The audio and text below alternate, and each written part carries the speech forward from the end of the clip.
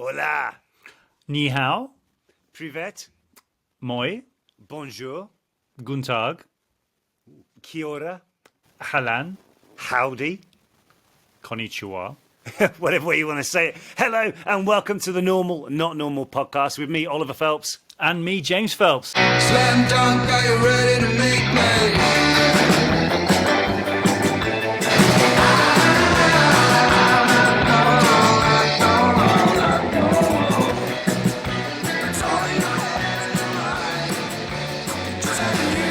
Guys, we just want to say a huge thank you for the great response to last week's show. It was just been absolutely fantastic to be able to get it out to you guys, and the response has been absolutely brilliant. It really has. Thank you so much for all your support and all your comments, your very kind comments about it. I think we've had 4 dislikes. 3 of those came within 2 minutes, apparently. So thank you very much. Did they? Yeah, but the many people that liked it, thank you so much for it. It really has made our week hearing all that. And speaking to many people as well about it, I'm really glad that it's brought exactly what we wanted, which is some escapism from this crazy time we're going through. So thank you so much. Exactly. I mean, I saw a really funny comment, actually, which just said, and it had a lot of people like it as well, which I was quite worried about. People just said, Oliver woke up today and chose rage. That's about right, isn't it? Isn't that what you normally do? Is it? Is that who I am? Yeah. Oh, wow. Okay. Well, anyway, guys, I haven't chosen rage today. I've chosen joy. Welcome once again. James, how was your week? It's been good, thank you. It's been good. I've been, again, listening to a lot of people's comments about the podcast, which has been really great. We had some really cool cameo calls, which, again, meets people from all over the planet, people who have been listening and watching the podcast, whether it someone in Peru or Argentina or Russia or America or anywhere in Europe. We're very, very lucky to have so many great people listening. Exactly. Yeah, I can only echo what James just said about that. It was really, really cool to be able to speak to you guys. But yeah, so anyway, James, what else have you been getting up to this week? Digging out any did you know facts from anywhere in particular? One or two. So I've been doing a lot of running. So I've been trying to run off the Christmas food, which has been good fun. But yeah, I did have. Someone actually sent me a did you know fact. Ooh, okay. And it kind of segues into the did you know facts from last week. So I was on about elephants last week. Yes. So actually, I had a little message from Jess who told me a great little did you know fact. So did you know? Going on from last week's episode, did you know facts about elephants? Did you know that a whale's tongue weighs the same amount as an elephant? Wow. It's a random fact, isn't it? That is a random, brilliant though. Brilliant fact. Actually, right. So with that in mind, okay, so Jess, well done for your contribution. And we would like to extend this offer and invite out to everybody else. Now, you may have seen on my Twitter handle earlier this past week, I put out a thing saying, what is your normal week or your normal day? And we've had literally hundreds of replies to that, which was absolutely brilliant to see. So what we thought we'd do, we would add this into a feature every week where we get to speak to you guys and you guys can add and contribute to the show. So we'd love to get you guys involved literally in the podcast. So if you have a brilliant did you know fact, like a tongue being the same weight as an elephant, or a fact of any other description as well, a question for us, or even a jingle that you may have written, or a voice message, please send them in and we'll choose 1 or 2 each week to include into the audio version of the podcast. So that's the audio version of the podcast, not the YouTube version, because there are 2 slightly different versions of the 2. So if you want to get involved with that, we thoroughly recommend you guys do so. And James, can you tell the guys the 2 ways in which they can reach us? Yeah, so 2 ways that you can get in contact with us for us to read your did you know facts or what your normal, not normals are on the audio versions every Friday. You can either tweet Oliver and myself, or you can email the show at normalnotnormalpodcast@gmail.com. That's normalnotnormalpodcast@gmail.com. Exactly. Oh, well, I need to add as well, please make sure you let us know your name and where in the world you are sending your fact, your jingle, your question, your whatever it is. Yeah, and also put what a hello is in your native tongue. Oh, that'd be good. Yes, but can you write down it phonetically? That would be really, really helpful. And of course, if you're doing it on Twitter, make sure you use the hashtag #NormalNotNormal. Hashtag did you know? That'd be a good very one as good. well. Very good, very good. But we need to reiterate, do not worry. We'll still have James's Did You Know at the end of the shows as well. Exactly. So anyway, as I say, so with that being said, James, so this week, what's been going on? What, you've been going out for your running? Anything else? Come on, I want you to get to what we're supposed to be talking about. Well, I was just asking what you're getting on to, because I've been, I know that someone said earlier on that I woke up and chose rage, which I Yes. try not to. Right? I don't believe you, but go on. I had the unfortunate experience this week of having to call a call centre for some help. Right. Why do call centres do this? Okay, so you call up, right, and there's always an automated That's answer. a rant, isn't it? Your calls no, it's not. It's just a general questionnaire, right? They then ask for your account number, so you key in your account number. Then you have to choose one of like 4 options. Then you have to choose another 3 options. Then another option. Then you wait for another 4 or 5 minutes at least. And then you got in call with the bloody person who you're speaking to, whose first answer is, "Hello, what's your account number?" Followed by, "What is your query in relation to today? Have you tried our website?" Have I tried your website? Of course I've tried your website, but no, it's not there. That's why I'm calling you. Anyway, that was how my day went yesterday, and it really, really frustrated me. You could never tell. Well, it did a bit. Okay, but well, anyway. let's get on to a lot of people who messaged in telling us Yes. what are normal, not normal. This is what I'm trying to get at, Oliver. Yes. Let's do that. So anyway, let's say there was literally hundreds what came through. So apologies first of all if we didn't get to read out your message today, but we saw it and we really, really love the contribution from everybody. But here's one coming out. So this is from Sarah, and Sarah writes, 8 a.m, feed baby, get out of bed and have a nice cup of coffee. Relax until my 2-year-old wakes up. Then it's go time all day until 12 a.m. In the process of fixing a 2-month-old's sleeping schedule. So, any activity recommendations for a toddler? We're getting bored. James, putting on your... I am the last head. person. I'm the last person to give advice on parenting because I don't have a baby. I don't know what to do with any baby, but I have a dog. What would you do so- though? What would you do though if you were Sarah and you had to suggest an activity recommendations for a toddler? What would it be? Well, I remember I had to look after a friend's toddler a couple of years ago, and my way of looking after the baby was to play fetch. So the baby could just about crawl. So Well, I'd like a end dog. up pretty much you'd roll the ball away, and the baby would bring it back to you. It's amazing how it works. Okay, brilliant. So Sarah, James's advice to you for any recommendations to keep your toddler from getting bored is get a ball with a squeaking it and throw it. Very good, very good. Right, okay, anyway, so that was Sarah's normal life. And Jazz sent us a message saying her normal, not normal, after my A-levels were cancelled this year, so A-levels are exams in Great Britain, I've ended up full-time in childcare. Not quite a helicopter pilot, but every day is dancing, crafts, and for most of our children with ASD, which is autism spectrum disorder, learning to communicate in a way they understand and appreciate, rewarding with a big heart smiley face emoji. That's amazing. Jazz, thank you very much for sharing that one. That's like when you're going down one path and you end up going down another one. It's even better, isn't it? It is, right. And then we've got, let's have another one here from Kira, who says, my normal, not normal is taking care of my mum who suffered a bad accident last year and had to learn how to walk in a spinal unit. And taking care of my mental health and running every day helps. Kira, we're sending you nothing but love and nothing but well done, mate, for being such a fantastic daughter as well. And hope your mum's doing very well. And obviously James is in on you as well. We're talking about the whole running, helping every day.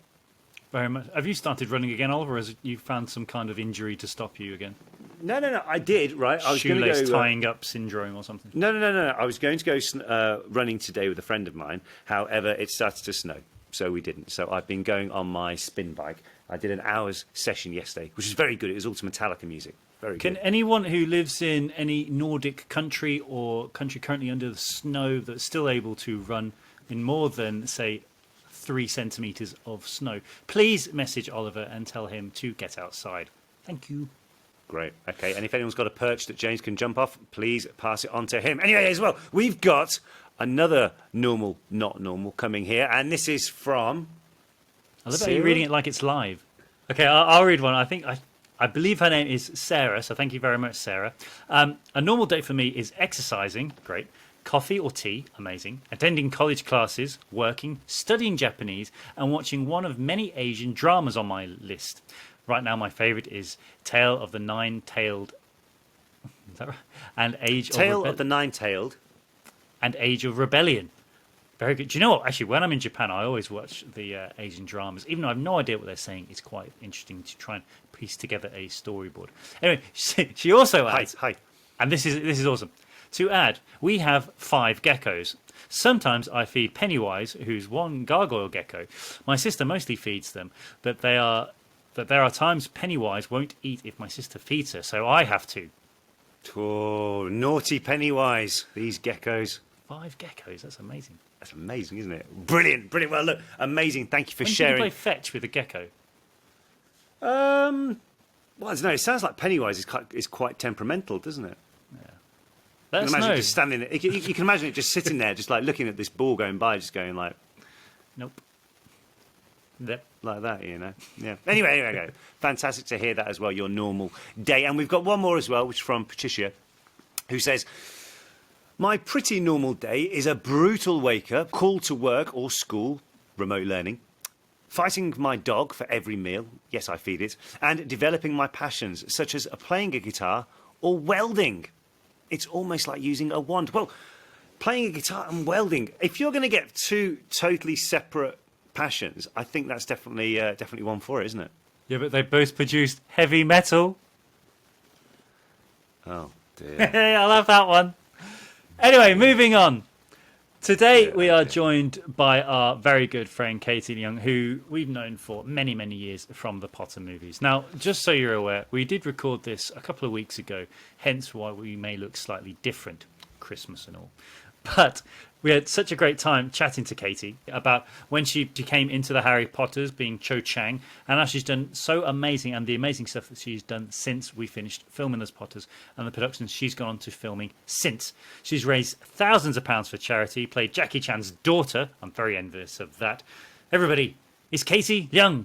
It is. But James. Before What? we get I to set that up.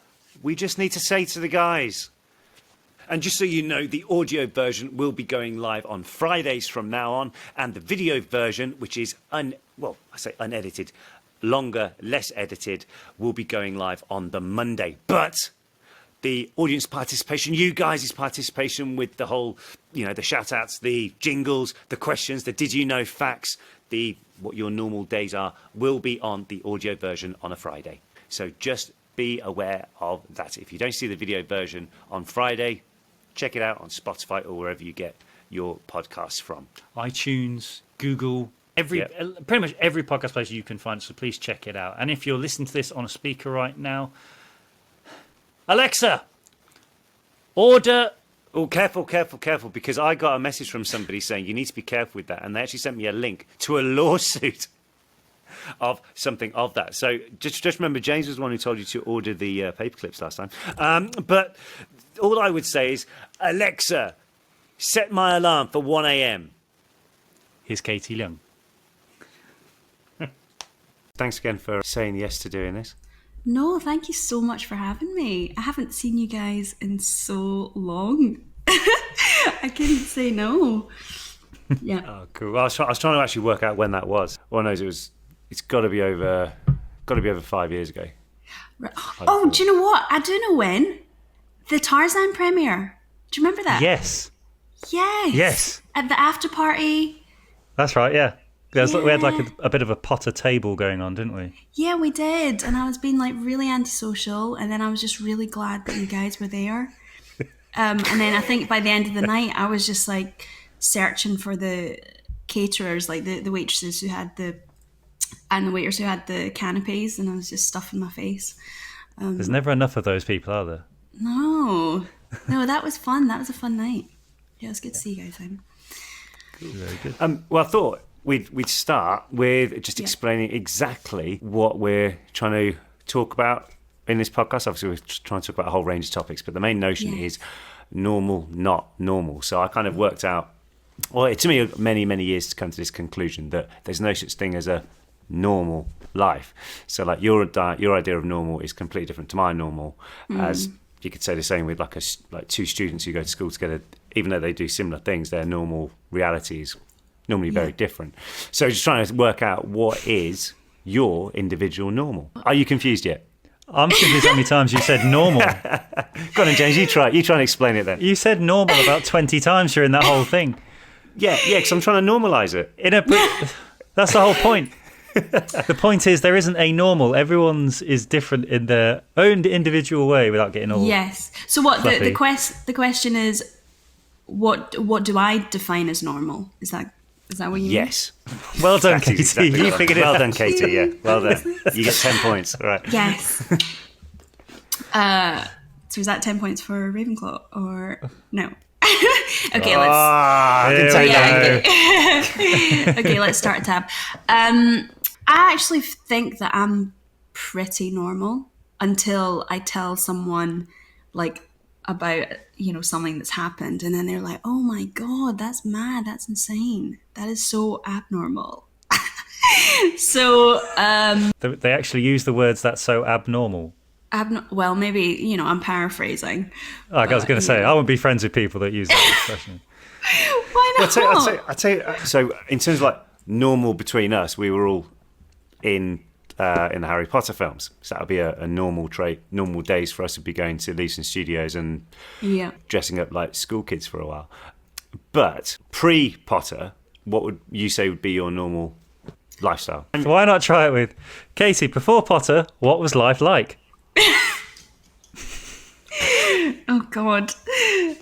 So my normal was just getting up in the morning and going to school and going to classes and then playing video games with my brother when I got home until we both fell asleep holding the controller, and then getting up in the morning and doing the same thing again. That's my memory of being at school, primary school in and Glasgow. high school, in just on the outskirts of Glasgow. Yep, but yeah, in Scotland.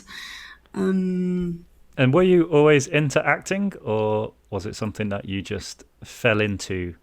It was something I fell into. Because we didn't have acting at school. We had the nativity play at Christmas, at primary school. And then in high school, it wasn't, it wasn't a course that you could take. It wasn't a subject. Okay. There was no drama. So we had, similar to primary school, we had like a concert where I think one year there was, they put on Bugsy Malone.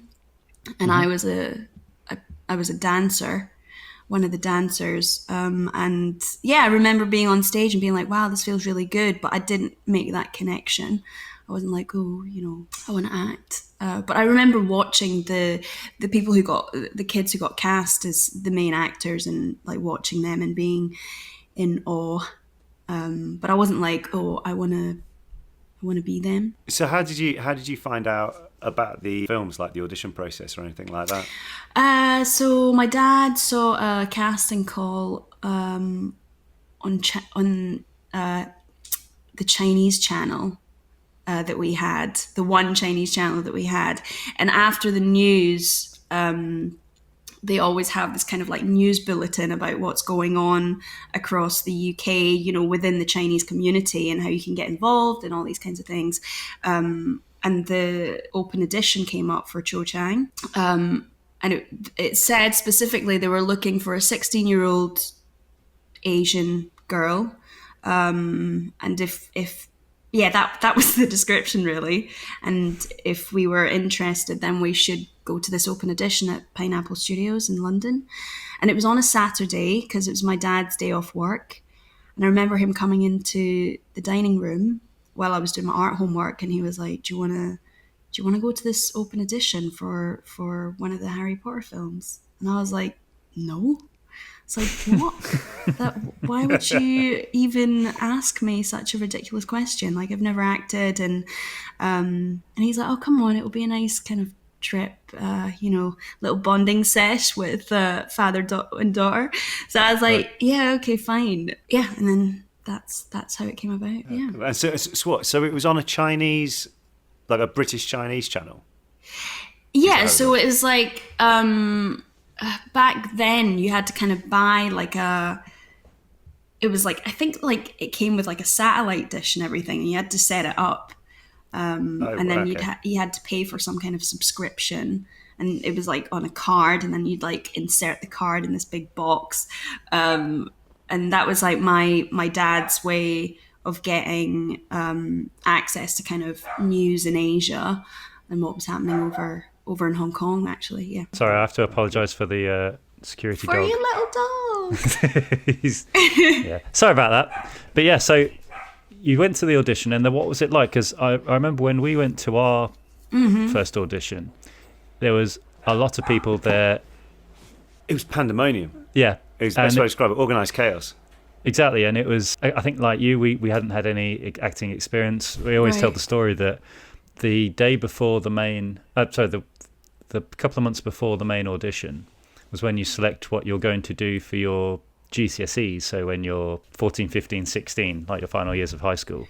And the drama teacher said to us, don't do drama because you're not going to have a career in it. And then 2 months later, we're at a audition for Harry Potter. Yeah. Which we subsequently got. But Yeah. I was wondering, was that like when you went to yours, were there a lot of drama kids there, as it were, like all from acting school and that kind of stuff? Well, the first edition, like I didn't know anyone because it was just a queue of people, so I didn't really get to know what kind of people. In fact, in this queue, there were people of all ages and races, and I was just like, am I in the right place? Because by this point, like everybody just wanted to be a part of it, right? So people were just kind of like trying their luck, even though they did not fit the description of Cho Chang. So I think the casting directors, they wanted to see everybody, because people had traveled from like everywhere, like all over the world to be a part of, to try their luck. And I think they were just being super kind. So they were actually just letting everybody into the studios. And it wasn't until towards the end of the day when they realized that the queue was just so huge, they did have to start turning people away. And it wasn't until, and even when by the time we got in there after about 4 hours it wasn't 4 hours, it was a whole day of queuing actually, we were in there for like 10 minutes, and they just took a photo of us in kind of small groups, and then said, we'll give you a call if we want to see you again.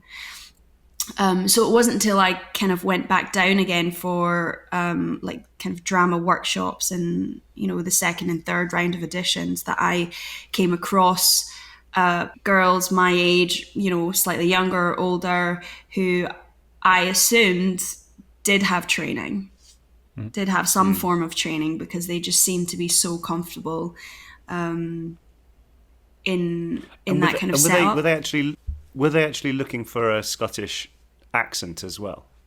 No, they weren't. I mean, that kind of has been like circulated in the media. Like I mentioned at one point that Fiona Weir, the casting director, she was there on that first day when I went to that open audition, and she said to the group of us who went in that she was really grateful and appreciative that people had come from everywhere. And then she mentioned like a couple of places, like, oh, who's come from Ireland, who has come from Scotland. And I remember being the only girl who put up my hand.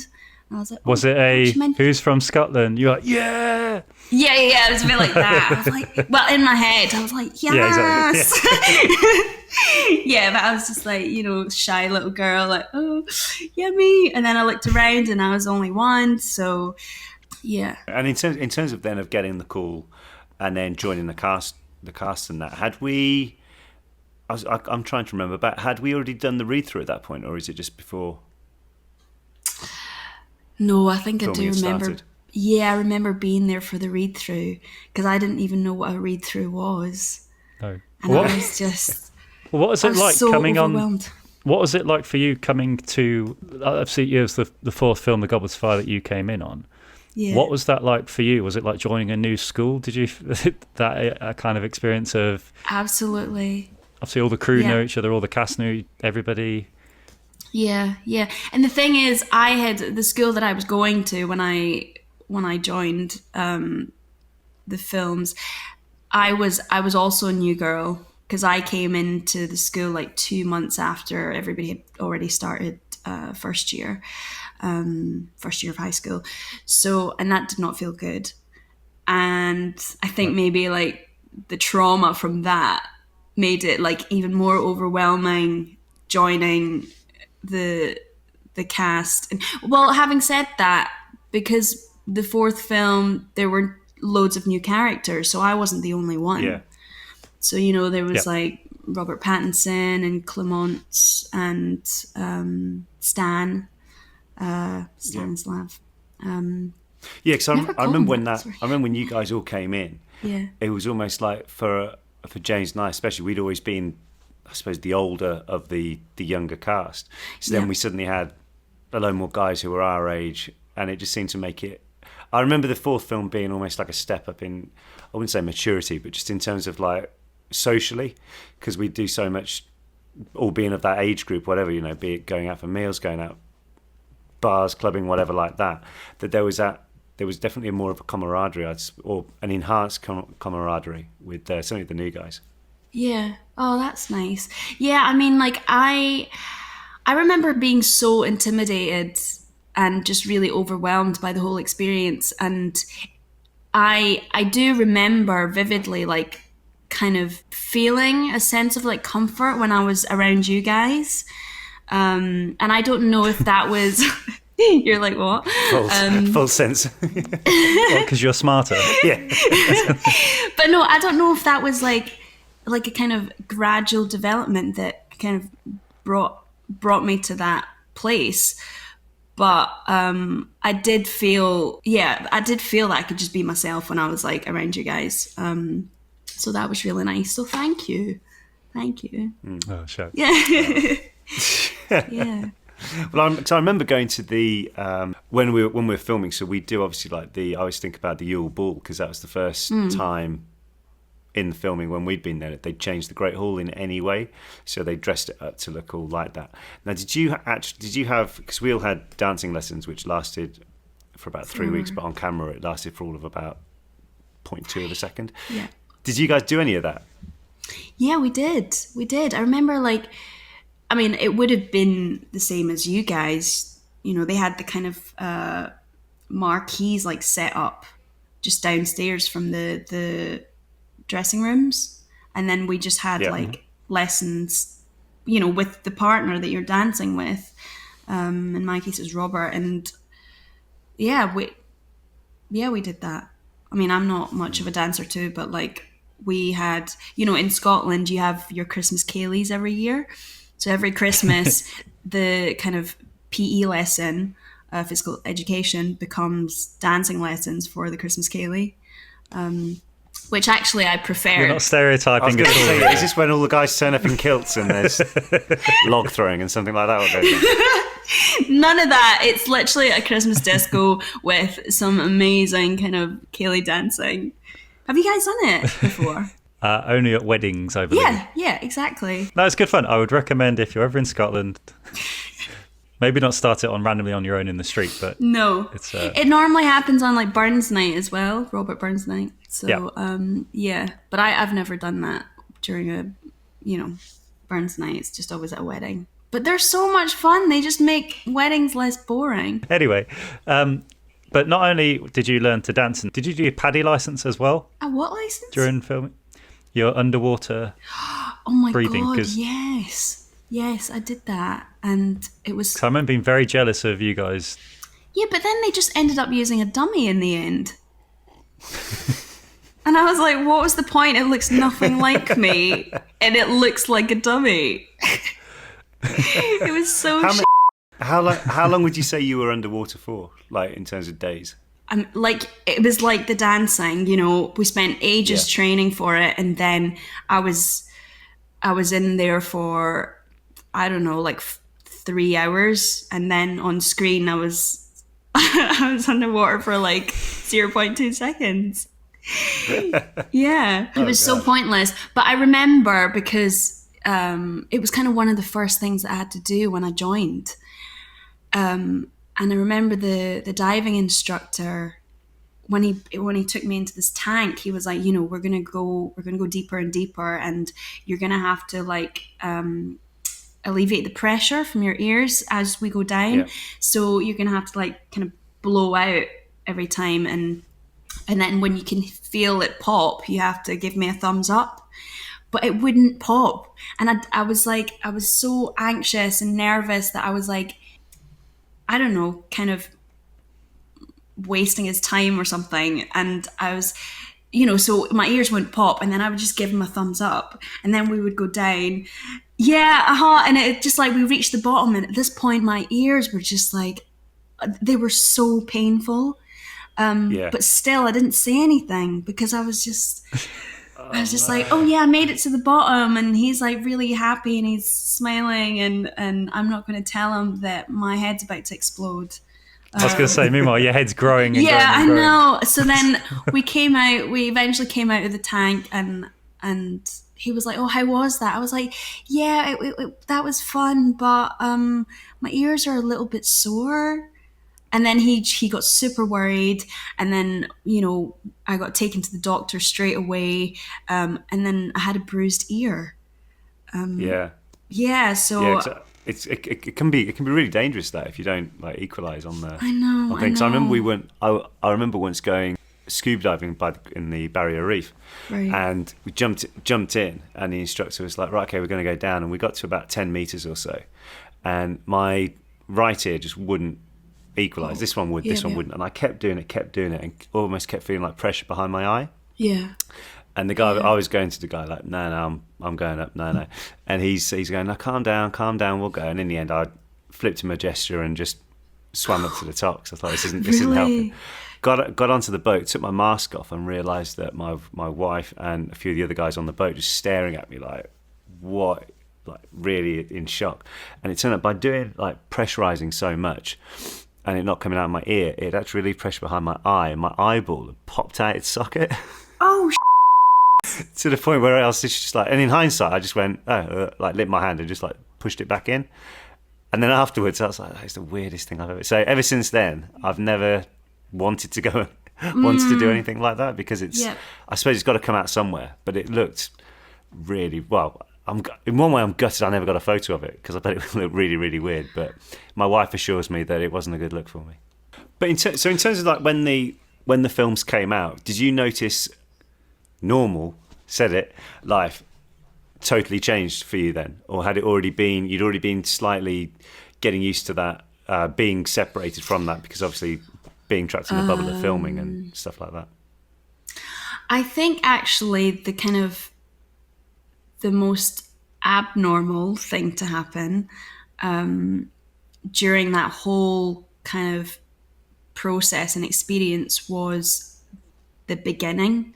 So when people found out that I was going to be in the films, and it was just such an invasion of like privacy, actually, from, you know, because the media took hold of it, or they just found out, I don't know how, but they did, and then suddenly they were like at my house and kind of, you know, phoning my home telephone number and trying to, I don't know, just get some form of like gossip or whatever it was from like school friends or from family members, and I was just like, what is going on? This is nuts.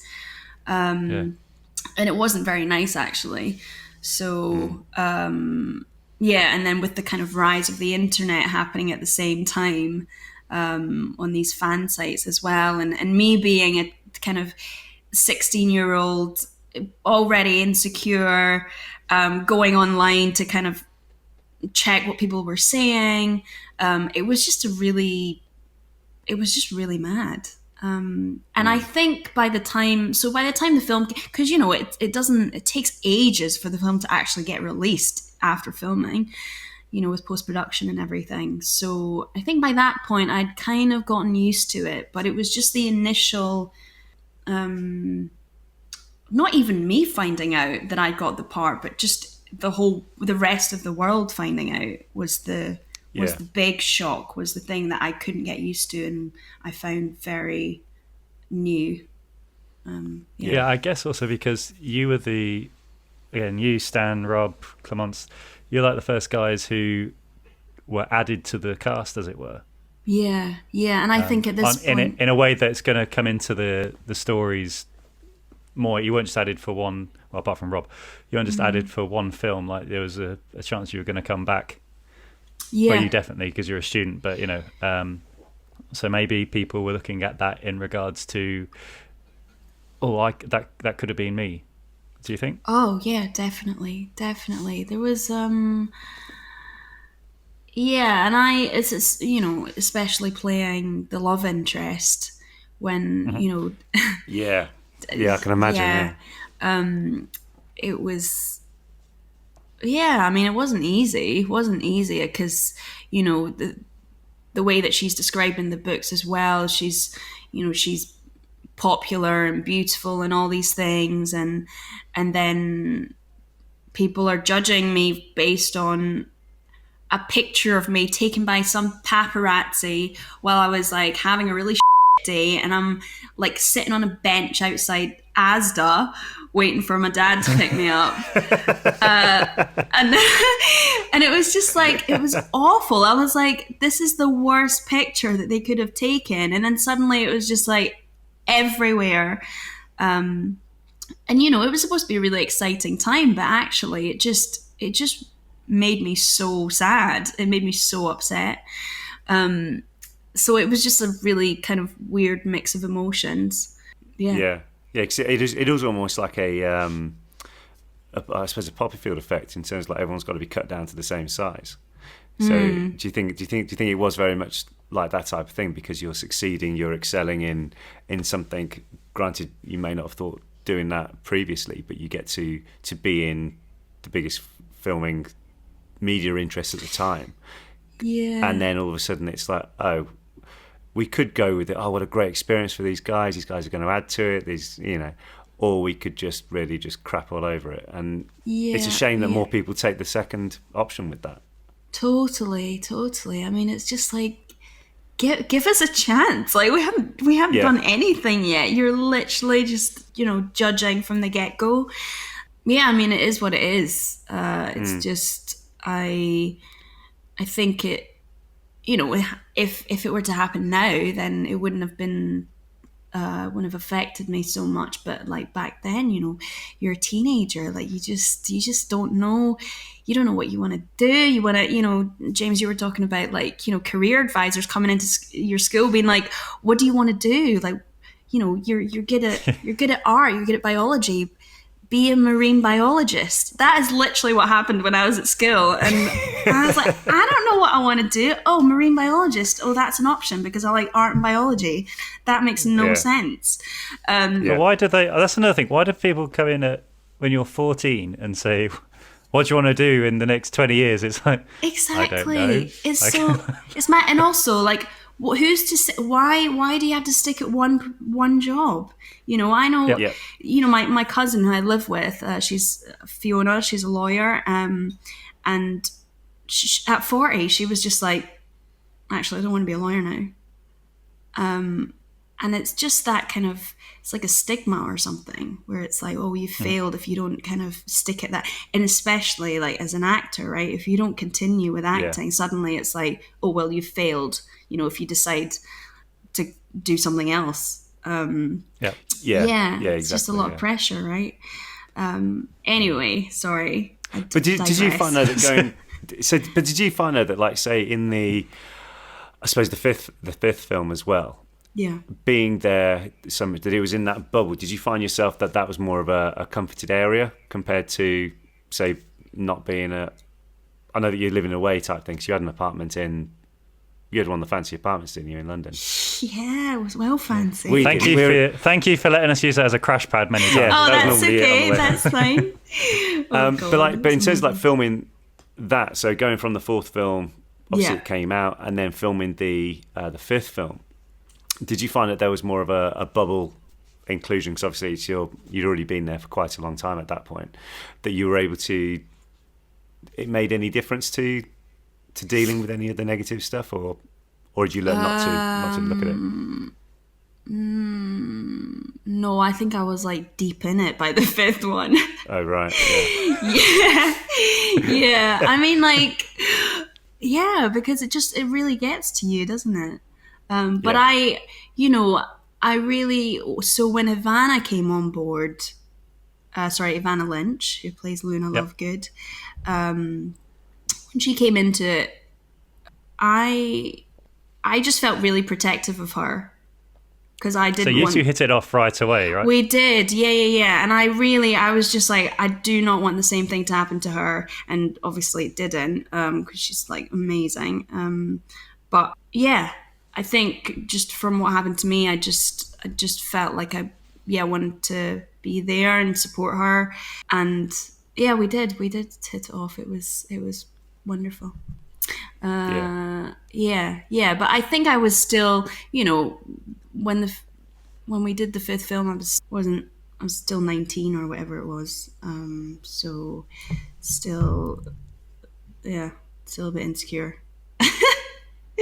Well, we were talking actually earlier about stuff what we all did outside of filming. So one of them was, and I found some photographs, which we tried to share. So I'll put it back up, but I've got to show you on my phone. I don't know if you can really tell that. That was when we all went out in. Everyone's That'll be the faces are fourth so one, I assume, red. by everyone's hair. I think that may be my camera. Yeah. Oh, okay. But yeah, so we did that on there, and then obviously we went on a few of the promo trips. Yes. Now we this did. photo, My so goodness. that was Get taken. Get that Yes. off. Oh, you know where that is. Do you know where that was? that is, Katie? Was that in that was- goth club? It was. Yes. Yes. That was Was that so your much first- fun. Was that your first ever promo trip as well? That was. I don't think so. Because I'd But been it was the first time you've been with us, though, right? with you guys. Yep. Yeah. Were we in Turkey So together? just- We were into that was after. That was after, That was yeah. it. Yeah. So So this one was. set the scene. We were in for people listening. We were in Switzerland, and we had this amazing premiere. Everything was really good. Everyone was very welcoming and had such a blast. And as we're leaving, one of the guys there said, "So where do you want to go tonight?"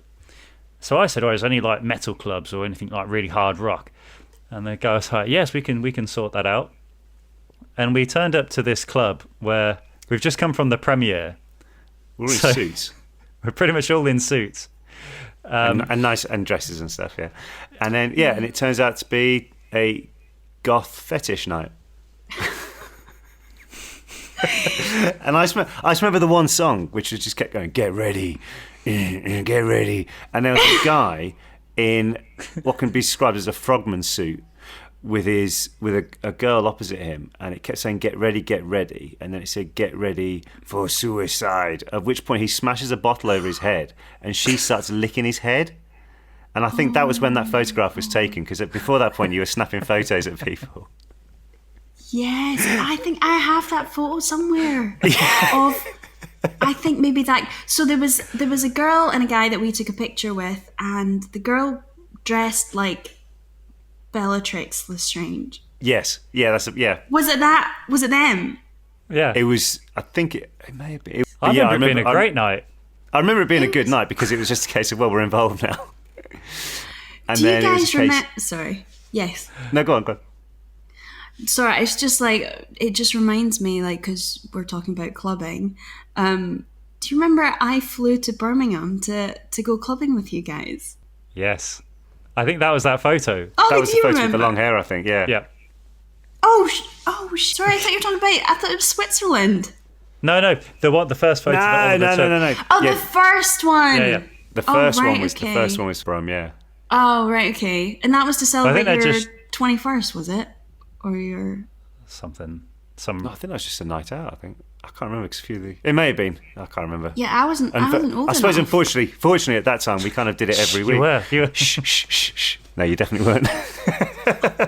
No, because I remember you guys like trying to give me like, because you guys had a membership or something for this club, and you're like, oh, just try and use this one to get in. That's definitely 'Cause Oliver. I didn't have an ID. It worked, though, didn't it? It worked. It worked, yes. But I was like shitting myself. Yeah. But yeah, and then we did, because that was the thing as well, that we, especially like James and I, when we went on these promo tours, we kind of, if we did all the interview process, we did all the media recommendations and requirements, but anything else, it was a shame because they'd always put us up in these amazing hotels, but we'd very infrequently be in them because we'd be out either clubbing or Just seeing the exploring the sights of the city, city. So like in Zurich, I remember they took us on Lake Zurich on a boat, and it was just absolutely stunning. Yeah. And then so you see all that side of it was stuff that we wouldn't necessarily have seen otherwise. But then you mentioned going to Turkey as well, which was the first international film to be premiered in Istanbul, and I remember we opened a cinema up there. Wow. I can't remember any of this. Well, I remember we got there. Remember, we flew in, and then the little old lady cars that they have by a plane, so they can get from A to B at the terminal. But remember, they stuck us on one of these motorized buggies, and there's literally like the flight's coming off, and there's like 4 very able people to walk, just getting driven through the airport. But then I remember because that was for the 5th movie, and obviously you'd have the kissing scene with Dan. Yeah. During that, and I just remember it was like a game. How quick would they ask that question? Oh my god! I still get asked that question. Really? Still, yeah. And I'm just like, just Google it. Just Google it, please. I mean, I guess my answer has changed over the years, but But I remember when I was anytime I see photos of that, or even Turkey in general now. Yeah. The first thing that comes into my head is "Happy birthday, Katie." Oh, really? Well, because it was your birthday whilst we were there, and everyone would say "Happy birthday," and by the end, we're in like a. Oh my goodness! Where do you find these photos? I was digging through my archives the other day. So that was at the hotel, and then I've got this one, which was when we went around. So when we went to the premiere, they had about 8 different screens open with all the different showing the different films. So we went through 8 different screens, basically introducing the film. And there was that one as well, which Guys, I couldn't believe our suits of the day, James. Have you got a mullet? Yeah, a proper mullet going hair, on. I love it. Yeah. It was That's yes, that crazy. was in Turkey, because I remember it was that was one of my favourite trips actually in terms of stuff that we were able to do, and just like we'll go over to Asia for dinner, and let's just cross the Bosphorus to on a boat. Yeah, and do you remember And then- that club? Oh, that was amazing. It was wasn't like outdoors You with could a only big get to it by boat. chandelier. Yes. I remember the premiere itself. Like they said, it was the first international premiere in, if not ever, but definitely in the last Ever, I 50 think. years or something. It was certainly the first one that Warner's had done. It was 35 degrees centigrade, and they were saying it's going to be at 3:00, and it was, why would anyone spend an hour to go? Apparently, there was no one there, And they didn't think that a lot of people would show up. The guys from the UK who were with us, they were like, well, if they're not there now, then no one's going to be there. But the Turkey guys kept saying, no, there'll people be there. So we were being prepped. There may not be anyone on the red carpet, so just smile. Yeah. And I remember we opened the door to get out, and it was heaving. Like there were thousands and thousands of people. And apparently what happened, if we were going to get there at 3:00, at 2:45, everyone just went there and waited, and it was just absolutely incredible. Wow. Yeah, because I remember going to premiere with Matthew Lewis, and I think it was Sweden, and there wasn't anyone there. Oh. It was dead. And it was like Gothenburg. Gothenburg. Gothenburg. Yeah. And it was just, there were like kind of a couple of people milling around, but they could have been staff. So that was a bit funny because we'd got all dressed up and everything.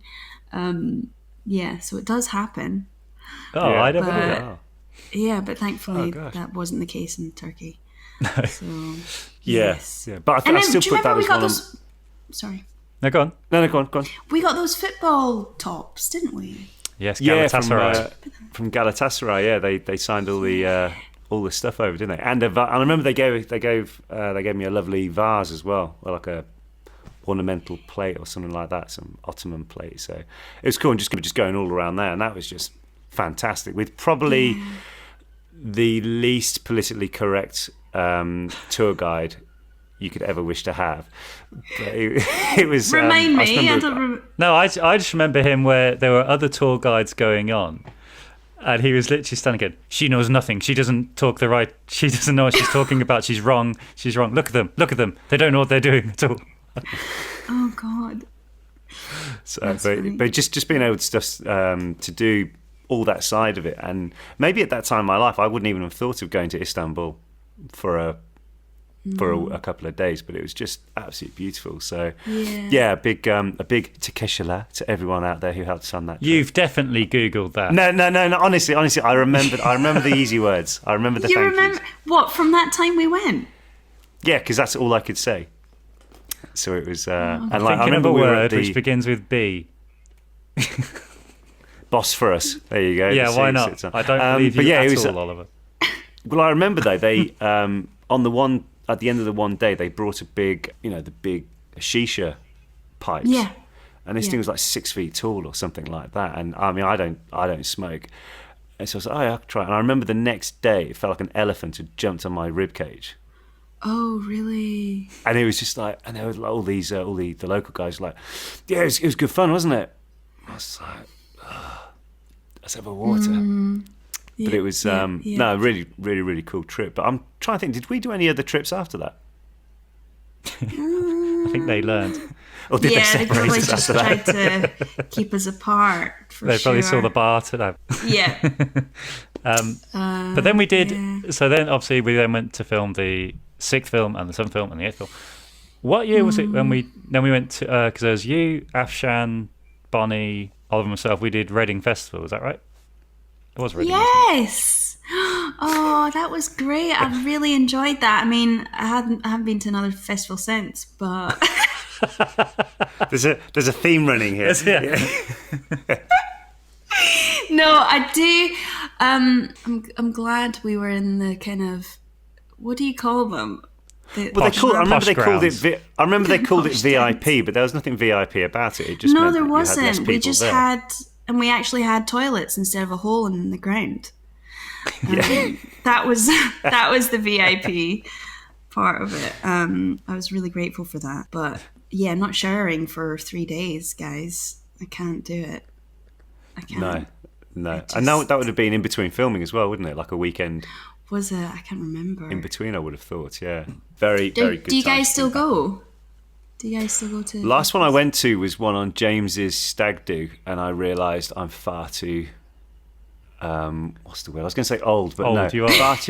far too travelled to I don't know, sleep on a bare ground in a polythene bag. So I thought, no, I'd rather have a nice bed next time. Well, my pals and I, when we were youngest, we used to go every year to at least 3 or 4 of them festivals. So when it was my stag do, I decided I wanted to do a festival, and I wanted to do it exactly how we used to do it. Unfortunately, quite a few of my friends had never been to a festival and almost rebelled the first night when there was. No, I tell you There was why. no, I'll tell you Oliver, why, 'cause- Oliver was very upset as well because there were a couple of guys in the next tent just having the same conversation over and over. No, I think they'd obviously just done a substance, and they had the same conversation for about 7 hours about nothing. And then when you're trying to get to sleep, and you hear, 'cause obviously you're in a tent, you hear someone having a pee about 6 feet away from your head. You're like, Yeah, exactly. too old for this. No, Too old for this. no. And then one of James's friends put his head through a table for a laugh, and then we thought, yeah, this What? Tell me what? Yeah. How? I think What was the table made of? wood. Wood. Wood. Okay. I think you just thought it'd be a funny had idea to glass jump in on mind. it. Okay. But do you remember? No, completely going off subject here. But a certain airline, had sponsored a tent there at this festival, and to get in, the front of the tent, that's obviously like a big marquee thing. The front of it looked like a check-in at an airport, and so the wristband they gave you was like, you know, the luggage rack. The things. tag, yeah. Put that on you. Then you had to lie down on a conveyor belt like your luggage, and you were taken into this tent, and then you drop down like where the luggage is collected, and then you're on the dance floor, isn't it? Wow. as random things go. Anyway, back to you. Yeah. So I was wondering, Katie, as well, do you still play the Yeah. guitar? Occasionally. I actually have a ukulele, which I play more of.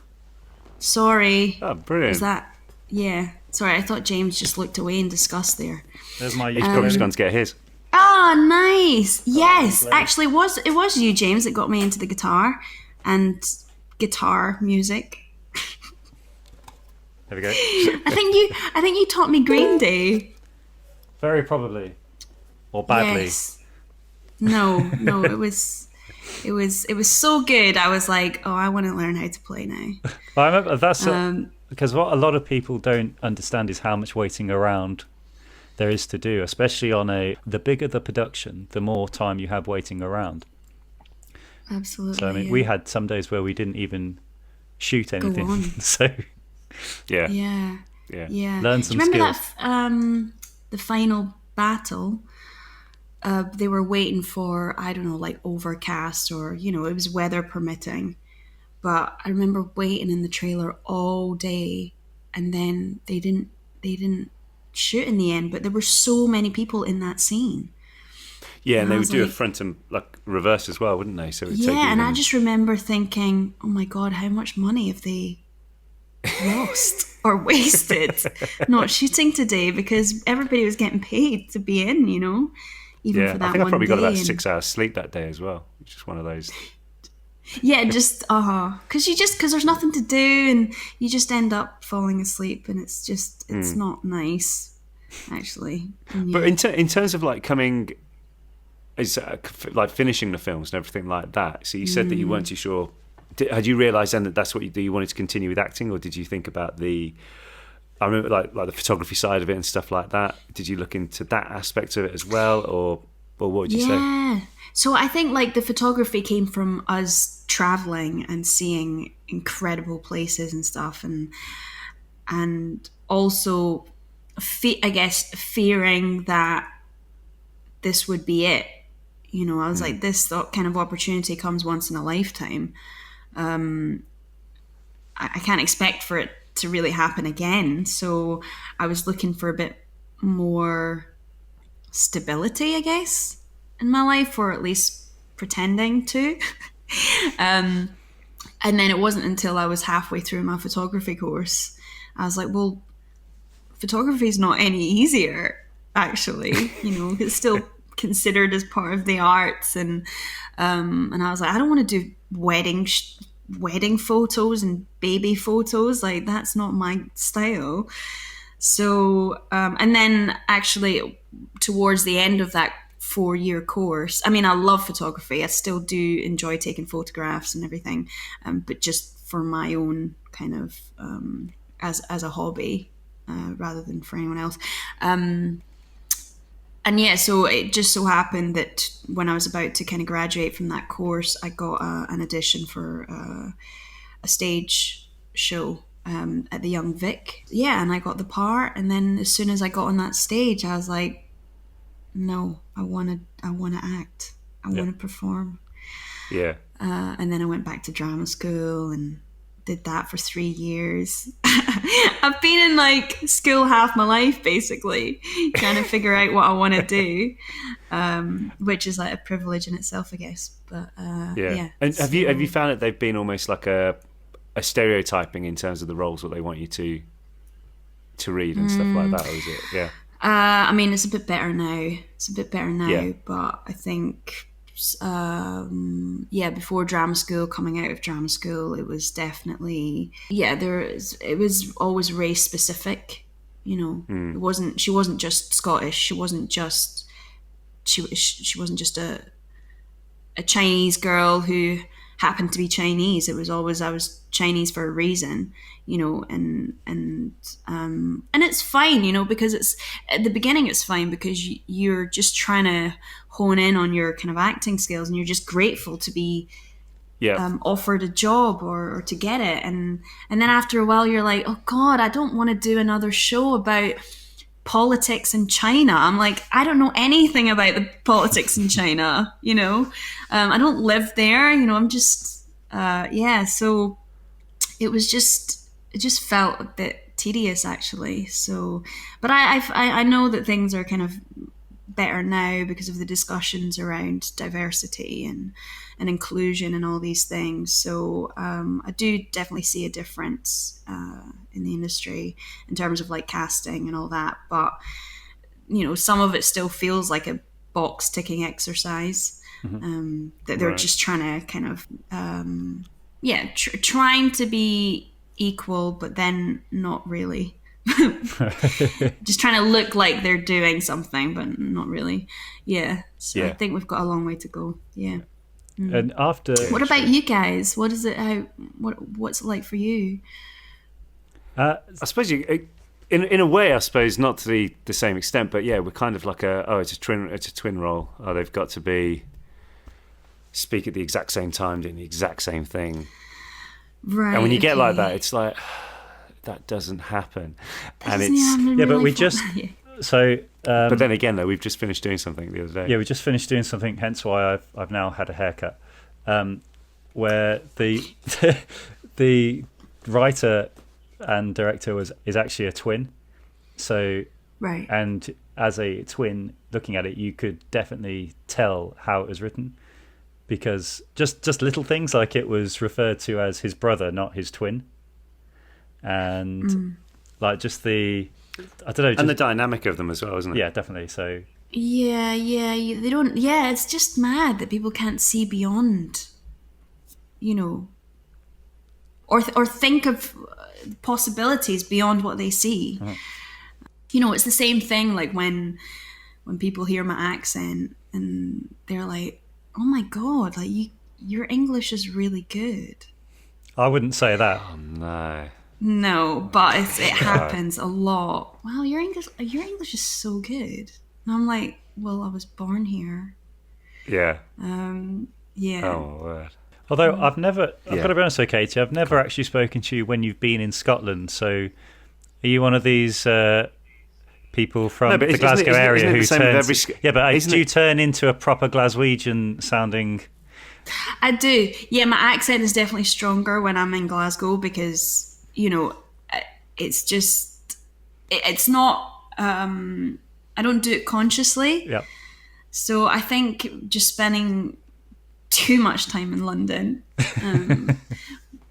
Just maybe it's a concern in case the other person can't hear me or they don't understand me or whatever. Because like my brother is certainly like, you know, he's got a really thick Glaswegian accent and he mumbles half the time and I just have to like translate for people. So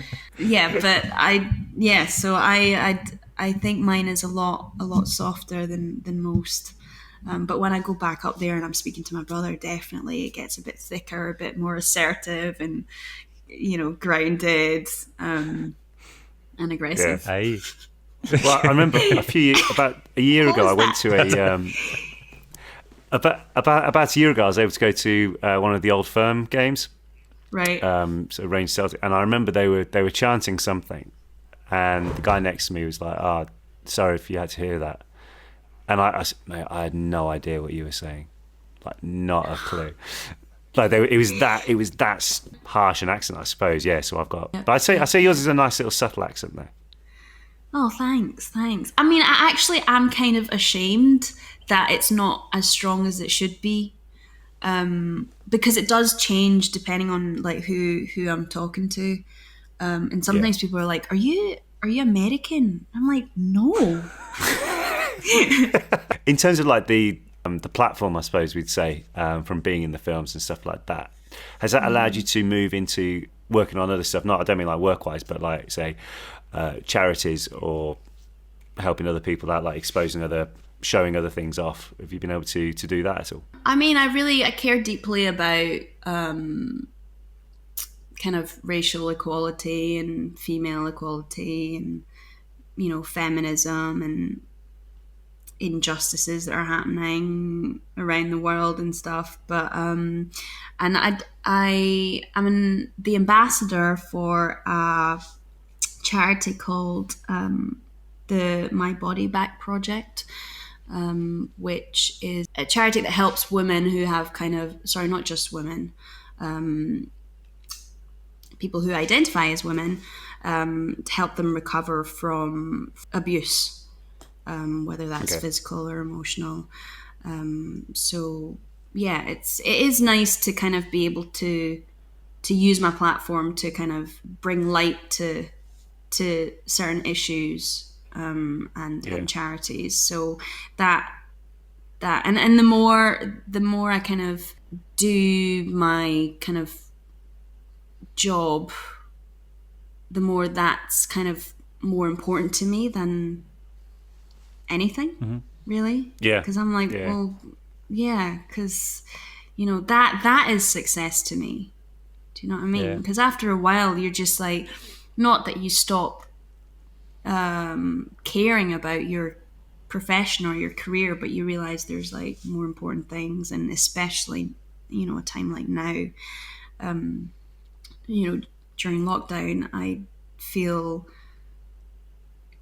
I don't know, these things are just kind of more apparent to me now.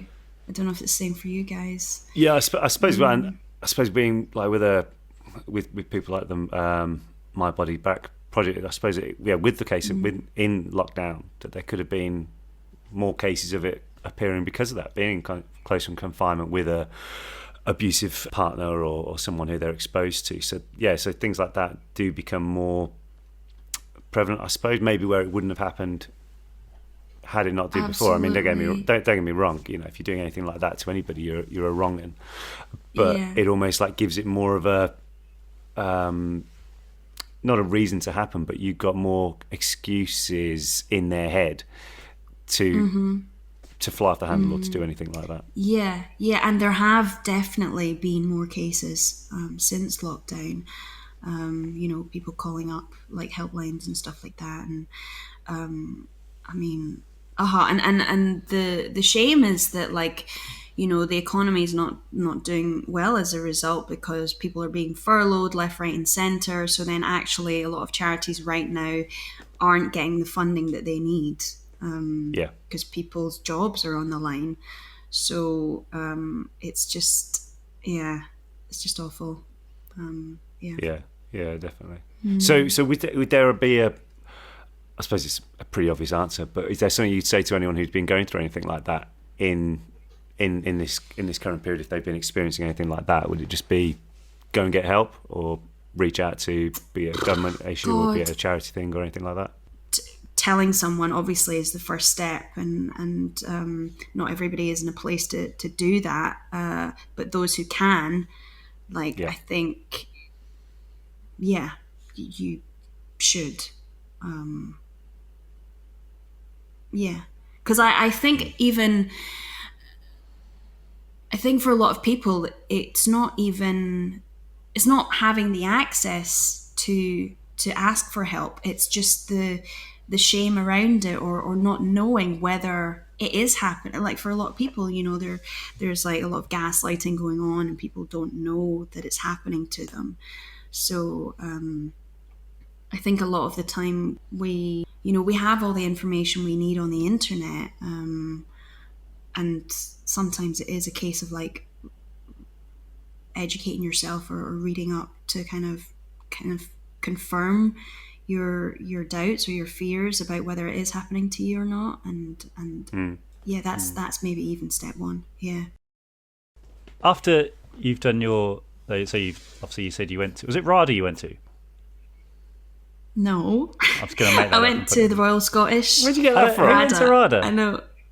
I'm just going to pull. I know. I'm just going to gonna pull pull out out drama school. I think that's where you went. Right. Let me try. I mean, RADA is like the top kind of. I thought that's where you went. Top drama school in the UK. No. Where did you go? I mean, I didn't try to get in there, so maybe I would have gone. The Royal Scottish. It used to be called the Royal Scottish Academy of Music and Drama. Oh, that's and weird. now it's been changed to the Royal Conservatoire of Scotland. Okay. The RCS. Okay, let me Yes. try that again. So after you finished studying drama at your very established school, Which was called what, James? Royal Scottish. No, the RCS. Well done, Ollie. yes. Thanks for listening. Thank you. So, you. all right, you've completed. Anyway, after you finished there, and you went on to do some really cool projects. Very jealous that you worked with Jackie Chan, by the way. Oh right. Yes. But what's your highlight that you would want to do next? Like, have you got something like a genre you'd like to work in, a story that you'd like to tell? I mean, I don't. The thing is, like, I'm not very good at coming up with my own goals or picture of what I'd like to do. I just know what I don't want to do. Right. So if you were to like lay out a couple of options for me, I could just be like, nope, nope, nope. Oh, this looks interesting. That's how I roll. Yeah. So I guess like something different from what I've done before. I want to ask you guys the same question. Oh. Ooh. No, I'm not used to being asked. What do I want to do now? Right Yeah, now. right now. Right now. I want James to remember the name of the drama school. I think right now it would be a case of, I mean, James and I did a job. We got back yesterday or the day before from it. And that was such a cool concept because it was in a nutshell, it's very different to anything we've done before. And it's very, we're filming in Germany, which was really nice to be able to travel for the first time in months. Over to Hamburg, and it was just really nice, like being able to do different stuff. Like there's a few, where I describe it, if you imagine, so people probably think about Fred and George, think of their opposite, that would more than likely be what this was. Like it was really fun to be able to do. And just there was one scene where we're like, I'm like shouting, we're on like a rooftop, and I'm shouting at James, and there's like in a dockyard area. So below there's all these guys fixing ships and getting them all ready to go out to sea. And I'm just there like, screaming at him. And he's basically saying like, I want nothing to do with you, this type of thing. And all of a sudden I just hear this guy from down below going, you and keep your money, mother. What? We're like, so we just start bursting out laughing. Yeah. To which we look over the balcony edge, and there's this guy in his full like fishing outfit. And he's just there, like taking a bow and like blowing like kisses, like he's just performed an absolute masterclass. Oh, and I thought that was that's just funny. To me, that's very. I know there's a stereotype of German humour not being there, but to me that just summed it up. What their humour's like, very dry and to the point, very quick as well. And it was So I mean, doing that, hopefully that goes somewhere, that project, because it was just so nice to be able to do something different, like where you're pretty badass to a point, and it was just something totally different to what we have done, which I think is nice because people would look at it and go, it almost draws them more in because it's not what they're expecting. It was good fun. But I need to ask though as well. So you said that you're living with your cousin. Tell us about the story with how you guys obviously are now living together, but also like how, because like you guys have only just recently reconnected, right? Yeah. So Fiona, I call her Fee. She's from Glasgow. I'm from Glasgow. We didn't know each other actually, really, prior to meeting in London.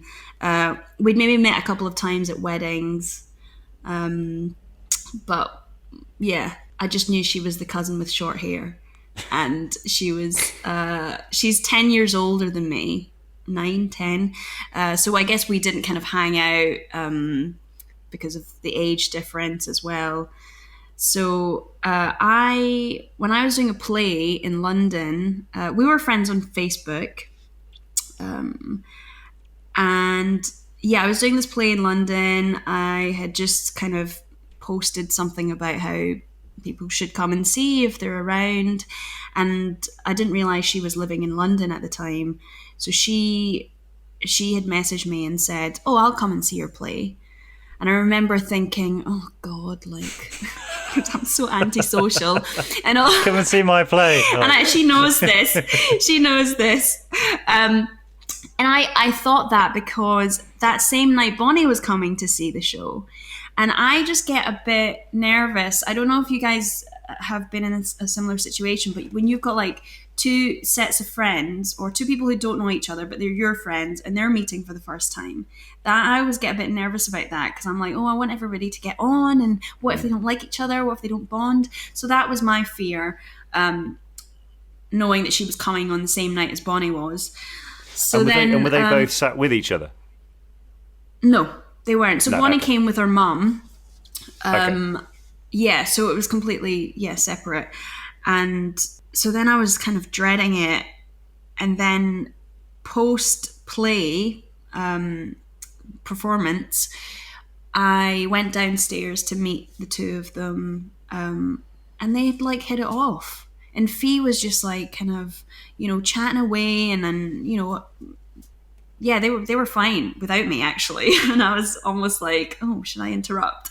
Anyway, so it was, so we kind of, I caught up with Bonnie and then she had to leave. So then Fee and I went into Chinatown and had like we just had dinner there. And we chatted like all night. And to the point where the restaurant was closing and we got chucked out. And then since that night, we just kind of, every time I came to London or, if I was doing a play or filming or whatever, or for an audition, then we would just hang out and we'd meet up for dinner and drinks. And then eventually I decided I wanted to move out of Glasgow. Yeah, try and spend a few years in London. And I asked her if she'd be up for moving in together, and that's how we've ended up here. But yeah, it's strange because we're cousins, and yet we kind of only just met like 4 years ago, so it's and we hit it off straight away, and she's kind of like my best buddy now, so Brilliant. that's brilliant. Yeah, it's funny that, isn't it? Because it's like, she's been in the family for however We've long. actually got a quote from Fiona. Which You do? I don't know if you've heard before, but she was apparently, Katie does not like the look of her toes. She generally exhibits a high degree of grace and decorum and extreme aversion to germs and unsightly things like toes. However, they're undeniably beautiful, but she also likes sweet, cold, leftover pizza, which is congealed rugby and slop to her. Who doesn't? Is that about right? Yes. Well, did you read that from her blog? I think so. Okay. That is so funny. Yeah, I have like a weird, like I have a birthmark on like my toe, which I used to get so, I was just so ashamed about it when I was growing up. And I would try and hide it, and I wouldn't wear like, now everyone's going to like look for this birthmark. I'm literally doing that into the camera. In pictures. And I just got, I know it's crazy now, like looking back, it was just like, now it's just like I don't care, whatever, but back then it was just like, it was like debilitating, just trying to hide it. I think that's what a lot of people I bet who are listening could probably relate to, in a way, that they like, maybe they are younger and they've got a birthmark or something what they're quite worried about, or and there's no, it's bizarre, isn't it? Like the older you get, the less you care. Totally. Whether that's because And now you're I'm more like used so to it, or proud you of realise it. it doesn't I'm like, define you. Yeah. Yeah, or it does define me now, and I'm proud that it defines me in some way. It's almost like I show them my birthmark before I tell them my name. You got a t-shirt, look at my... Oh God, she's got her feet out again, Yeah. So Yes, I do. I love leftover pizza. I mean, who doesn't? She's the Do you weirdo. Microwave it, She's though, the one or who's like, ew. eat it cold? No, I do like to eat it okay. cold. No. No, it's fine. You're going to tell me Okay. you like pineapple on it now as well, don't you? I love Yes. pineapple on it. Hawaiian Yes, pizza. exactly. Thank you, Katie. Come on. Although I'm a vegetarian now, so I don't. Pineapple isn't. I've not but had you it are in a able to eat while. pineapple though.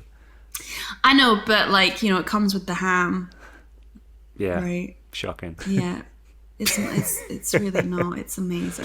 It's No, so no. But so in amazing. terms of like, what is less normal about yourself? So in terms of like you love obviously those type of things, or anything what you don't like, or anything that you would perceive as an odd thing to dislike, or anything like that.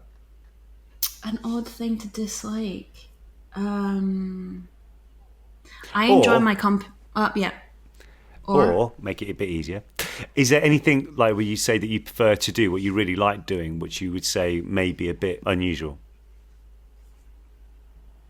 I like awkwardness. I think a lot of people don't. Is this where the toe thing comes in? Just walk in on the tube, put your toe up, I mean, I Hi. guess wave with your foot. I love when things get a bit awkward, because then I'm just because then I try and analyze like the situation. I'm like, okay, so why is it awkward? Maybe I should be a psychologist. I don't know, but I do like it when it's a bit awkward and yeah, when there's a bit of dead air. But for the purpose of a podcast, let's not do that.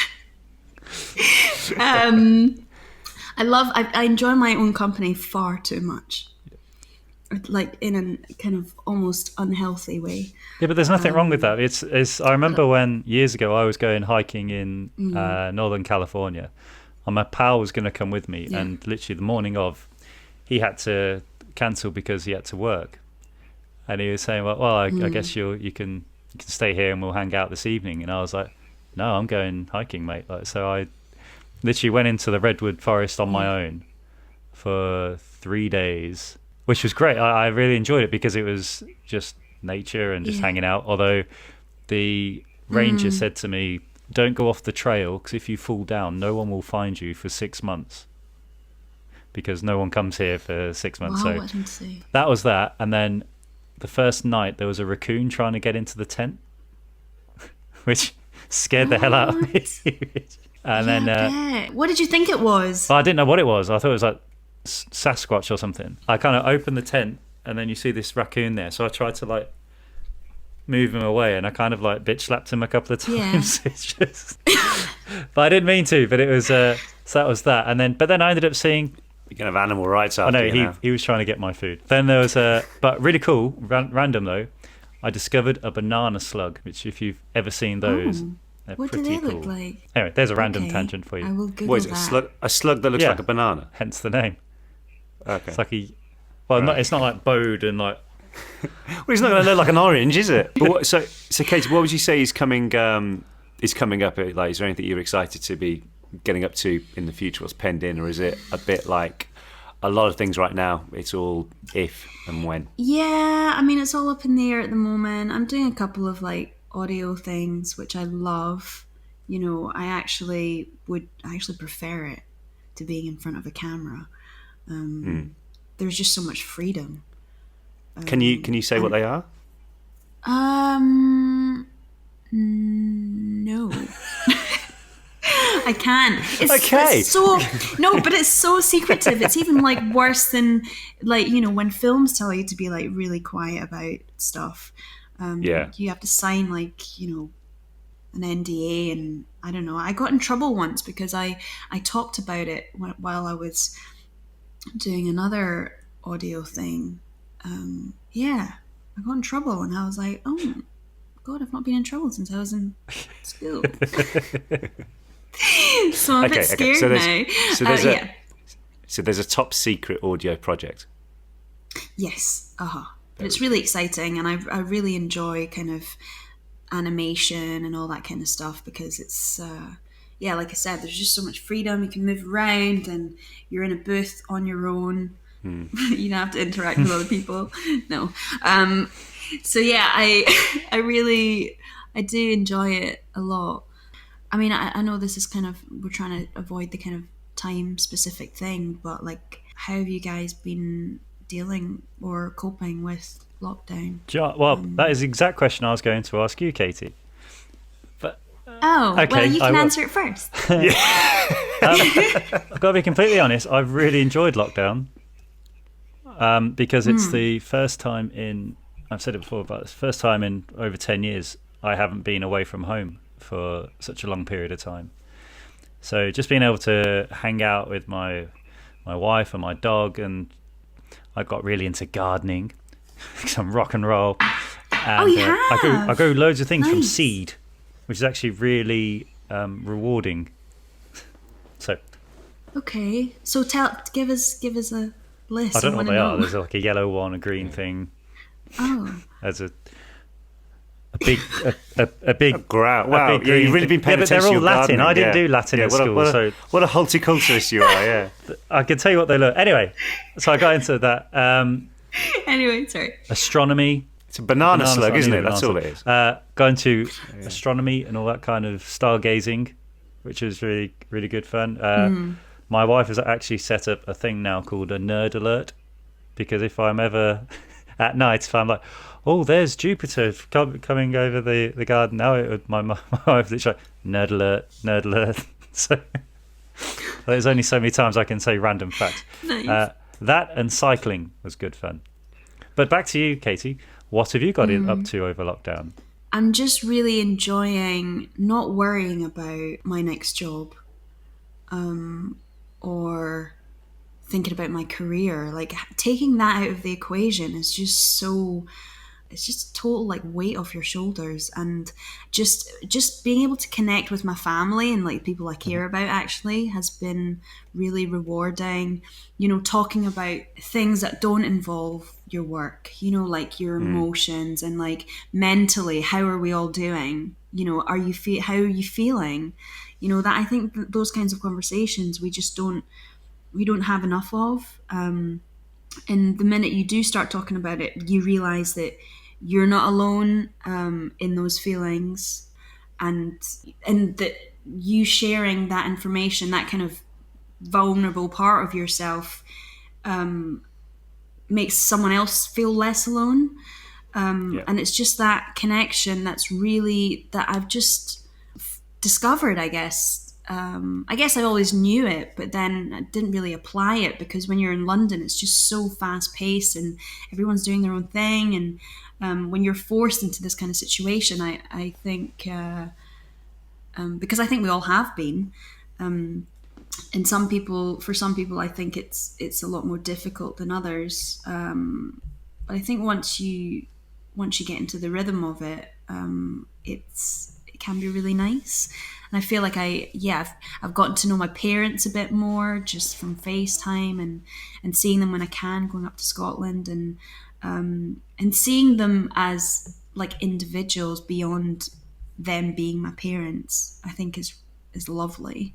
I think that's maybe a part of like growing up as well, but it's kind of, I think lockdown has sped up that process. And then also I have these, I don't know if you've heard about them, but I don't know if you've heard about the School of Life, but they have these kind of like cards that you kind of, it's like a game, but not really a game, but it's like they're more conversation starters. Okay, yeah. So, you know, you sit around the dinner table and you just kind of like, you know, they're in different categories like relationship, career, sex, and all that kind of stuff. And then, and then you pick out a card, and then you just kind of get everybody to answer it around the table. And then, and that's, I think it's a really beautiful way of getting to know each other. I mean, some of them are really uncomfortable questions, but once you can kind of get over that barrier, you're like, wow,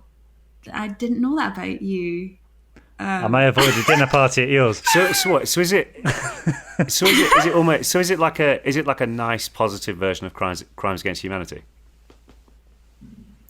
Have you heard that game?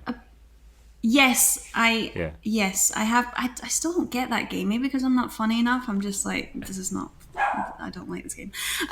Yeah, but is it like that? No, it's not. It's nothing like that. Okay. This is more kind of like healing, connection. Sorry. Yeah. My dog's kicking off. I actually have them like here. I don't know if it's worth like. Doing one now. Go on, then try me. Yeah. The Okay. connection may go.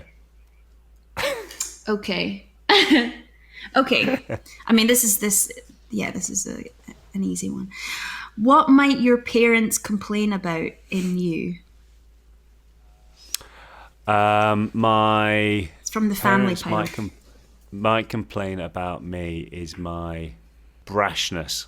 I can be quite brash with things, and I think that would probably be something they'd say. Calm it down a bit. Okay. And then how do you respond to that? Who? Yeah, what do you mean? You're wrong. It'd probably be a case of yes, I understand that, and I do sometimes try my best. But it's weird. Like one of my pals who we've gone into a partnership with something together. He keeps saying to me that he's realised that I don't suffer fools. Is what he said. That's what he says, and I don't know if it's a compliment or not. And it's and he pulled up a meme. What does that mean? I think it basically means that if someone's wasting time, you'll pull them up on it quite quickly and say why why are we bothering? Like we're on a Sorry, Zoom do you mind call. if I just go and shut the dog up? With one. Sorry. Yes, it's like we're on a Zoom call, and this guy was for this company we're involved with, and he was just he was like the son of the owner of the company. And he was just like a complete waste of time. He was like just letting us, do you know what I mean? Just like trying to make his position felt. So I just said, look, mate, is it any point kind of continuing this conversation? Because if not, I've just cleared a whole afternoon. If it's not going to work, then let's not bother. You know, there's no point being around the bush, which apparently isn't business speak. But I'm kind of just like, sod it. No, but sometimes it's just like, I think that's if it's not going anywhere, yeah. Yeah, and sometimes business speak, whatever the hell that means, like it's just such a waste of time. And it's just fluff. I completely agree with you. I'm like, we as I think it's a big part of the British culture. Do you know what I mean? It's like we're always kind of pussyfooting around the actual issue and just trying to be polite, but it's not real anyway. So why don't we just kind of get to the point, right?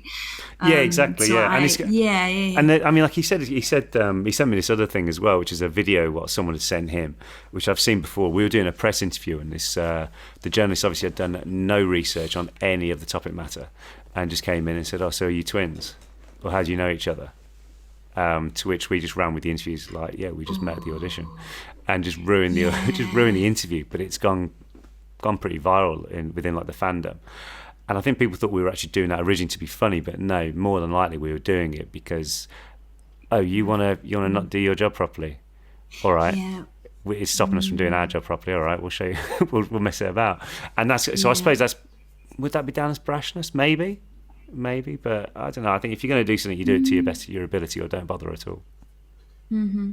Yes. With everything. Now, a lot of teachers at my school would have probably disagreed with my version of that, but that's how I see things now. Do James. Right. Pick a card for James. Yeah, James. Oh, a different card. Okay. Yeah, different card. Oh, let me see. Oh, okay. What do you wish you could ideally tell your mother? I'm actually, it's going to be a really boring answer, but I'm actually a mummy's boy, so I tell her quite a lot. There must be, no, but one thing. She's probably going to listen to this, so. You would like to. Good. That's the you point. I don't know. There isn't, honestly, I tell my mum pretty much everything. Okay, Have redraw. you told her that you love her lately?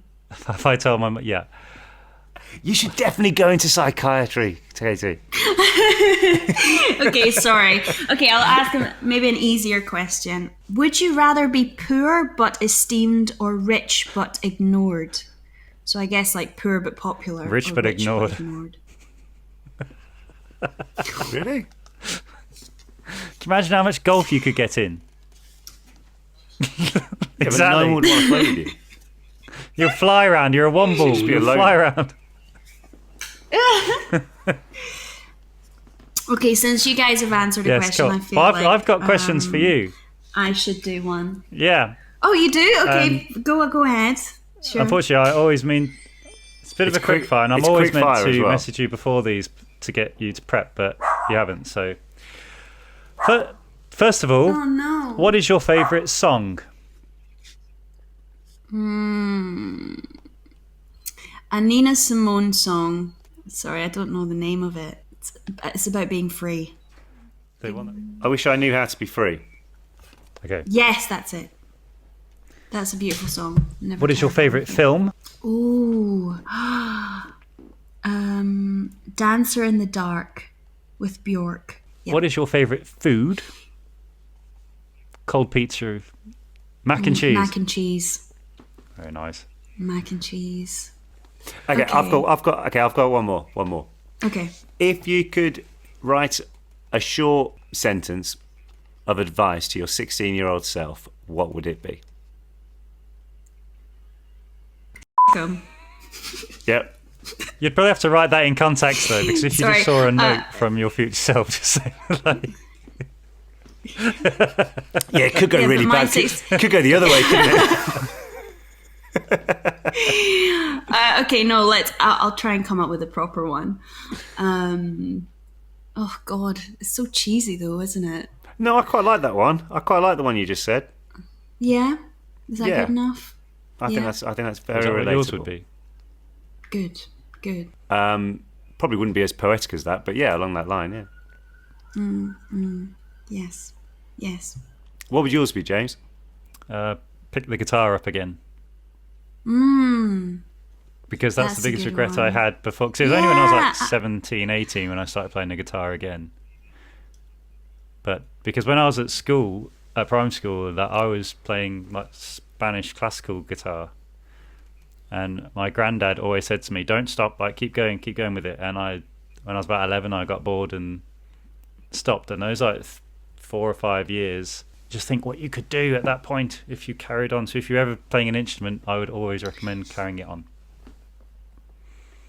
And I completely concur. Like I feel the same way about piano, because I got to grade 6 and then I didn't continue. But my younger brother Darren, he's incredible. Like the moment he got to grade 8, he was just able to kind of improvise and just play about in the way that he wanted to, because he made that extra kind of effort that I didn't, and I just watch him Oh, in brilliant. jealousy. Yeah, because I always now, get like when we were I was in the airport the other day. I walked past. They had the the pianos what they just leave out, and it was like what time were we at the airport, James? Like 5 or something ridiculous like that in the morning. Nobody there. Yeah, I only learned that we had a choice in what flight we had back after we got to Germany, because they said, "Oh, you've got the 6 a.m. flight back to London."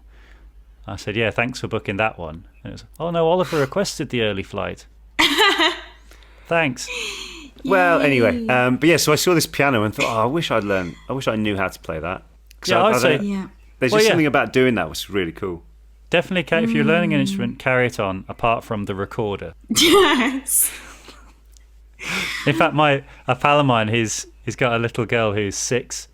So for her birthday, I bought her a Learn the Recorder book with a recorder, and he just sent me a message saying, "I hate you."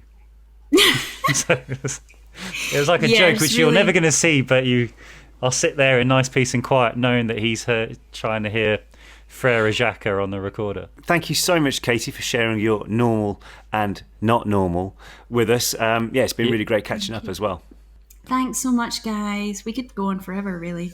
We could, Anyway, but thank you so much for joining us, Katie. Really enjoyed catching up. Thank you. Cool, take care. Bye. Bye. Bye. Well, that was good fun, wasn't it? Very good. We were actually just saying we haven't actually seen Katie in a few years, but it was great to. Obviously, we speak every so often, but it's really great to actually catch up. And I think what we found, like we did the last season, was how we asked questions which we've never asked friends before. So that was really interesting. Yeah, and especially, I mean, I really like the whole, I suppose, reminiscing over times when we were going out, be it socially, be it on the promotional trips, be it actually working. I think that type of thing is so cool because you kind of take all that in your stride when you're doing it, but it's only when you look back and you think about the experiences that we did share is very, very funny. I think one of my still most random nights out is that one in Switzerland. That was a great club. They played good music in there, I thought. Yeah, some of them were. But speaking of Switzerland, I've got a did you know? Ooh, okay. Is it anything to do with Swiss chocolate? No. Is it anything to do with tax avoidance? No. It's also not to do with that they are the only country with a square flag. But I'll tell you what the did you know fact is from Switzerland. Hang on. They're the only country with a square flag. Yeah. Of all the countries in the world, they're the only ones. Yeah. Right, okay. My one is, did you know in Switzerland it is illegal to only own one guinea pig? Well, I suppose guinea pigs could get lonely, couldn't they? Well, this is because they're social animals and they want a company of another guinea pig. So they made it law, so this would be the case. But if your one guinea pig passes away, you can, and you don't want to commit to another guinea pig, you can actually rent another guinea pig for your remaining guinea pig. What, by law you have to? Yes. Wow. How many guinea pigs are there in Switzerland? I have no idea. Right, if you're But they're watching not or lonely. listening if you're watching or listening from Switzerland and your guinea pig is like, oh God, this one's doing my head in, he keeps like nodding over, like niffling his nose over to the other guinea pig, then yeah, 'cause that's the other thing. What if you're trapped in a cage with someone you can't stand, but by law you have to stay together? I suppose it's like lockdown, really, isn't it? Yeah. Anyway, I've got two more. They're not about Switzerland, but very random. are they about guinea pigs? No, but the one is, I really like the one. So anyway, the first one, trees are the longest living organisms on Earth and they cannot die of old age. Okay. There's that one. And this is my favourite one. Ooh. Take your earphone out of your one ear. All right. Did you know if you stick your finger in your ear and move it up and down, it sounds like Pac-Man? Christ. How good's that? Oh, God. All right. I hope that I'm not the only person who's listening to this right now doing the Pac-Man song. But it's a bit like if you ever want to make a helicopter sound on audio. Do you know how to do it? Really simple. All you do, you blow and wiggle your finger in front of your mouth. Listen. There you go. And I know people are going to say the did you knows are getting rather weak now, but I like to say the Pac-Man one is possibly my favourite so far.